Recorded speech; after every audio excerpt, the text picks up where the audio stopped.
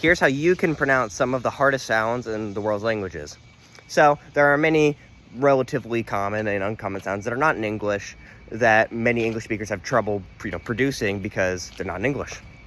But there are comparative ways. You probably pronounced many of these sounds before and just didn't realize it. So, for example, adjectives. Adjectives seem hard. They're basically making sounds while you hold your breath, but it's just beatboxing. Second off are implosives. Implosives are definitely known to be one of the hardest sounds for English speakers to learn, and they're not very common across the world's languages. But if you want to make them, have you made a glugging sound like glug glug glug? Chances are that you're making an implosive there, and you can just apply that to all sounds. Glug glug glug. It also kind of sounds like how Goofy talks. And then of course the vowels.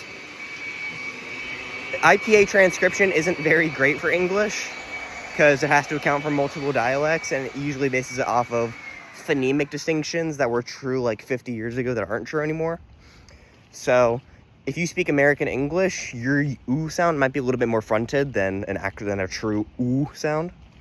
Like more of an ooh, which is centralized. And in many languages, that sound exists. And I had trouble figuring it out because I thought my ooh was a back vowel. But no, my ooh is actually a central vowel. So just keep that in mind. Make sure you're reading IPA right.